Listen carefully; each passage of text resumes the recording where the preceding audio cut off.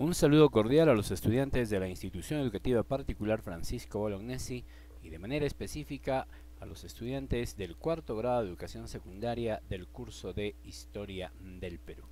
Bien, el día de hoy continuamos con el desarrollo de nuestras clases, haciendo mención de que ya en una anterior oportunidad hemos tratado el tema de la guerra contra Chile, la campaña terrestre y sus consecuencias. El día de hoy nos corresponde tratar sobre el segundo militarismo y la reconstrucción nacional. Bien, sin mayores preámbulos, vámonos al desarrollo de nuestro tema del día de hoy. Segundo militarismo y la reconstrucción nacional. ¿Quién acuña este término segundo militarismo? Fue el célebre historiador Jorge Basadre Grossman, quien habla de las épocas en las cuales los militares gobernaron en nuestro país. Debemos mencionar de que estos militarismos en el Perú se dieron hasta en 3 oportunidades, casi siempre después de algún hecho histórico que marcó un punto fatal en el desarrollo de nuestra historia, ¿no? El primer militarismo se dio después de la Guerra de Independencia, el segundo militarismo se da exactamente después de la guerra con Chile, y el tercer militarismo se da después que acaban los gobiernos dictatoriales de Juan Velasco Alvarado y de Jorge Morales Bermúdez Cerruti. O sea, estamos hablando de aproximadamente 1980, cuando por fin pasamos a ser gobernados democráticamente, con presidentes electos de manera democrática. Antes de ellos la cosa era bien complicada, casi siempre eran los militares quienes gobernaban. Muy bien, veamos entonces los antecedentes de este segundo militarismo. ¿Qué ocurrió? Cuando terminó la guerra, la economía peruana se encontraba en ruinas. Lógico, estábamos destruidos por todos los efectos de la guerra misma. En lo económico podemos resaltar la crisis fiscal, la pérdida del salitre. Los chilenos se adueñaron de todo nuestro salitre, que se encontraba sobre todo en la zona de Tarapacá, y del guano, que se encontraba en las islas justo frente a estos territorios que también perdimos. La paralización del aparato productivo del país y la disminución del comercio. La destrucción del sistema ferroviario. Debemos recordar que este hecho, esto de la paralización del aparato productivo, la disminución del comercio y la destrucción del sistema ferroviario, se debió a las actividades realizadas por Patricio Lynch, la expedición Lynch, que se encargó de venir a nuestro país y acabar con todo nuestro aparato productivo, destruyendo todo aquel espacio donde el hombre peruano realizaba sus actividades productivas. El problema más grave, sin embargo, fue el aumento de la deuda externa. Como no pagábamos nuestra deuda, en el tiempo se fue haciendo más grande nuestra deuda, empezamos a pagar mucho más, con más intereses, y llegó un momento en el que ya no podíamos pagar. Para eso, lógicamente, como de costumbre, teníamos que recurrir a nuevos créditos, pero ocurrió que ya nadie nos daba crédito. Por eso claramente dice acá, el aumento de la deuda externa y la pérdida del crédito exterior. ¿Quién le presta nada a alguien que no puede pagar? Eso siempre es un riesgo. En lo político resaltamos el predominio de los caudillos militares. Por eso es que cuando estos caudillos militares se quieren hacer del gobierno en el Perú, a esta etapa, a este periodo de la historia se le denomina militarismos. Esto ocurrió desde 1883 al 95. También aparecen nuevos partidos políticos, el Constitucional de Cáceres, el Demócrata de Piérola, el Liberal de Quimper y la Unión Nacional de González Prada. Quien gobierna en primer lugar fue el señor Miguel Iglesias. Gobernó desde 1883 hasta 1885. Inicio de su gobierno. En 1884, una asamblea constituyente convocada por Iglesias lo ratificó como presidente provisorio. ¿Para qué se da esta asamblea constituyente? Para darle al Perú una nueva constitución. Esta asamblea constituyente, estos congresistas de aquel entonces, lo ratifican a Miguel Iglesias, quien había quedado como presidente luego de la derrota por parte de los chilenos. En el aspecto político se produjo la rebelión de Atusparia en Huaraz.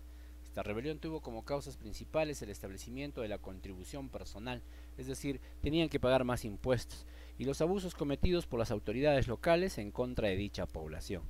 Dice el dicho, ¿no?, que no se puede abusar tanto de las personas. No hay mal que dure 100 años ni cuerpo que lo resista, entonces se rebelaron.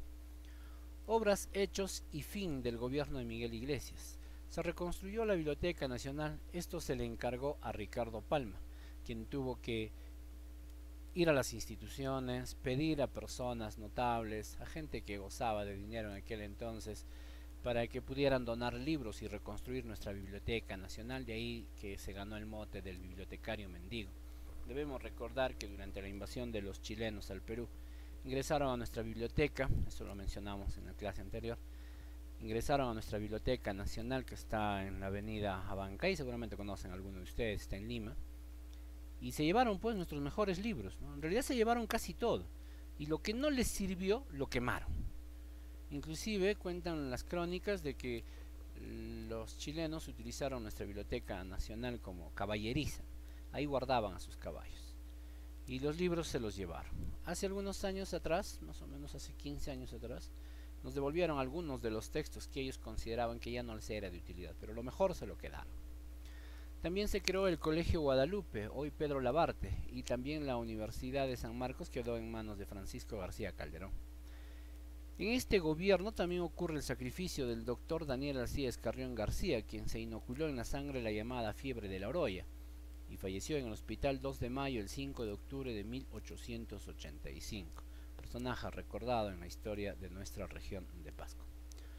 Luego de la Huaripampeada, Cáceres usó los ferrocarriles y se dirigió hacia Lima, y después de 2 días de lucha, Iglesias capituló dejando el gobierno al Consejo de Ministros, encabezado por Antonio Arenas, quien convocaría a elecciones presidenciales.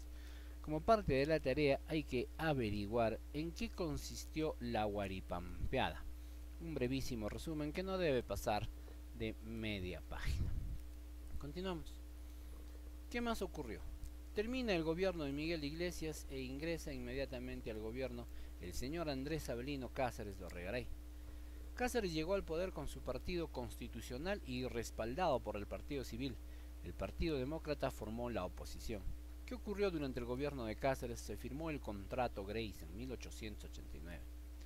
Miguel Grace, a nombre de los tenedores ingleses de bonos del Perú, firmó el contrato. Desde el Congreso se formó una fuerte oposición liderada por José María Quimper, o sea, la gente no estaba de acuerdo con este contrato. Por dicho contrato, miren lo que ocurrió. El Perú entregó el usufructo de los ferrocarriles por 66 años. Es decir, le dimos a la empresa Grace nuestros ferrocarriles. ¿Sabe qué? Úsalo, administralo, cobra lo que tú quieres, ¿ya? Por un espacio de 66 años. Además se le dio a la Casa Grace el derecho de explotar 3 millones de toneladas de guano. Llévate 3 millones de toneladas de guano. Además se les permitió la libre navegación en el lago Titicaca. ¿Y todo esto a cambio de qué? ¿Por qué le dimos toda esta ganga a la Casa Grace? A cambio de la cancelación de la deuda externa y de un fuerte empréstito. Es decir, ellos se comprometían, la Casa Grace se comprometía en pagar nuestra deuda externa, y encima todavía nos iba a dar más plata, más dinero, porque el Perú estaba totalmente en una crisis atroz, fatal. Pero era prácticamente, dame dinero, paga mi deuda y te entrego mis recursos, ahí está, ya tú ve qué haces, ¿no? Algo así. Los acreedores ingleses se comprometieron a construir y terminar las líneas férreas y crear una empresa en Londres para administrar todos los ferrocarriles, de aquel entonces la Peruvian Corporation. Además, el Perú tenía que entregar 33 anualidades de 80.000 libras esterlinas, es decir, por 33 años teníamos que cada año pagar 80.000 libras esterlinas. La firma del contrato Grace permitió al Perú reincorporarse a la economía internacional y también reconstruir sus finanzas y atraer la inversión extranjera. Bueno, en parte se puede decir que esto permitió que nuestro país salga pues de la tremenda crisis en la que estaba, pero ¿a costa de qué, no? A costa de entregar todos nuestros recursos. ¿Qué otras obras y hechos ocurrieron durante el gobierno de Andrés Avelino Cáceres? La fundación del Banco Italiano, hoy día el BCP, ¿no? El Banco de Crédito. Los yacimientos de petróleo de Labré y Pariñas en Piura fueron tomados por 99 años. Le dimos nuestro recurso petrolero por 99 años a la compañía London Pacific Petroleum Company. ¿A cambio de qué? También de que nos facilite un crédito. Se compró la cañonera Lima pensando que probablemente otra vez los chilenos nos quisieran hacer la guerra. Y aquí aparece la figura del destacado Manuel González Prada y su prédica anarquista. En el discurso en el Politeama se pronunció: los viejos a la tumba, los jóvenes a la obra, que para muchos significa de que la gente, no necesariamente que los que tienen mayor edad se tengan que morir y los de menor edad tienen que estar trabajando, no necesariamente. Esto en realidad es una metáfora que lo que quiere decir es que aquellos que se sienten con la jovialidad, con la valentía de seguir trabajando lo deben hacer, Pero hay muchos jovencitos que ya no quieren hacer absolutamente nada. Esos son los verdaderos viejos.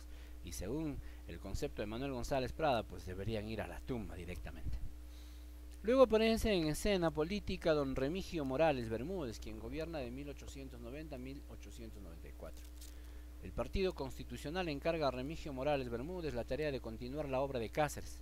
Compitió contra Piérola, pero este último fue apresado por presuntas culpabilidades durante su dictadura, pero logra fugar en octubre de 1890. Debemos recordar del tema anterior que este señor Piérola inclusive dio un golpe de estado con tal de quedarse en el gobierno, pero luego lastimosamente su gobierno fue fatal, ¿no? Aquí, entre otras cosas, nos dice que durante el gobierno de Remigio Morales Bermúdez se estableció el voto para todos los ciudadanos que supieran leer y escribir. O sea, los analfabetos de aquella época no tenían derecho a las elecciones democráticas. Obras y hechos del gobierno. La firma del Tratado García Herrera con Ecuador, que estipulaba la cesión peruana de territorios de Tumbes a Ecuador. Pero el gobierno introdujo varias modificaciones que no fueron aceptadas. Los ecuatorianos no aceptaron. Ley de protección de la industria minera. Fíjense qué suertudazos que somos los peruanos. Se acaba el boom del guano, se acaba el boom del salitre, y ahí nomás se descubren enormes yacimientos mineros en nuestro país. El descubrimiento de estos yacimientos mineros va a permitir que más tarde, ya para 1900, grandes empresas mineras lleguen al Perú, entre ellos la Mining Company, que empiezan a llegar, por ejemplo, a nuestra tierra, al Cerro de Pasco, en los inicios de este siglo XX. También se da la ley de municipalidades y de elecciones, permitiendo el sufragio directo a los ciudadanos que supieran leer y escribir. Se dio también la ley del habeas corpus en octubre de 1893. Este habeas corpus es considerado hoy día un derecho e incluso se encuentra establecido en nuestra actual Constitución. En 1893 se inician las negociaciones para ejecutar el plebiscito, que seguramente deben recordar que Chile se quedó con Tacna y Arica, y según el tratado, Tacna y Arica se quedaba con los chilenos por 10 años, hasta realizar un plebiscito, es decir, una consulta popular. En esta consulta popular, tanto ariqueños como tacneños debían decidir si se quedaban en Chile o regresaban al Perú. Lastimosamente la cosa no se pudo llevar bien a cabo porque hubo serias denuncias de ciudadanos tacneños que dijeron haber sido obligados por los chilenos a decir: tú vas a decir cuando te pregunten yo quiero pertenecer a Chile y si no te matamos. Como consecuencia de esas denuncias, este plebiscito no cumplió su verdadero objetivo. Fin de este gobierno. El 1 de abril de 1894 el presidente Morales Bermúdez falleció debido a una obstrucción intestinal. Ante la presión cacerista asumió el mando Justiniano Borgoño, el segundo presidente, quien convocó a elecciones en 1894. ¿Quién vuelve al gobierno? Andrés Avelino Cáceres en un segundo gobierno, pero durante su segundo gobierno se dio una guerra civil. Su gobierno apenas duró 7 meses. El Partido Civil y el Demócrata, adversarios históricos, formaron la llamada Coalición Nacional contra Cáceres. Piérola fue el jefe de dicha coalición, él siempre con sus intereses políticos. Así, desde Iquique, Piérola parte a rumbo a Ica y se moviliza a Chincha. Ahí lanzó su manifiesto de Chincha y también empezó a formarse tropas de guerrilleros que no aceptan la legitimidad del nuevo gobierno por considerarlo producto de una serie de intrigas políticas y fraude electoral, y se producen 3 días de batallas en las calles de Lima. Con la intervención del cuerpo diplomático a cargo del monseñor José Macchi, se consiguió una tregua que establecía instalar una junta de gobierno a cargo de Manuel Candamo, con 2 integrantes de ambos bandos, cuyo objetivo era convocar a nuevas elecciones. Prácticamente el gobierno de Cáceres duró muy poco, casi nada. Ahí termina el segundo militarismo en nuestro país. Inmediatamente después tenemos la retroalimentación, que consta solo de 4 preguntitas. Luego tenemos la práctica en clase, que hay que también desarrollar, analizando y revisando cada una de estas figuras. Ya todo este material está en nuestra plataforma. Tenemos una advertencia pre. Recuerda que el principal problema de la reconstrucción nacional fue el aumento de la deuda externa y la pérdida del crédito exterior, y que los principales partidos políticos estuvieron liderados por Cáceres, Constitucional, y Piérola, el Demócrata. También hay una bonita lectura respecto al discurso en el Politeama, por Manuel González Prada, como ya supimos, y hay que responder 4 preguntitas. Todo esto va al cuaderno. Los problemas propuestos sí se desarrollan aquí mismo, hay que desarrollarlas. Ya en algún momento le estaremos haciendo llegar la práctica vía WhatsApp, y el taller, que también son 5 preguntitas que hay que desarrollar en el cuaderno. ¿Qué más tenemos por acá? Bien, aquí comienza ya nuestro tema número 3, que seguramente estaremos tratando en una próxima oportunidad. Con nosotros, hasta este momento, muchas gracias, saludos, cuídense mucho, hasta pronto.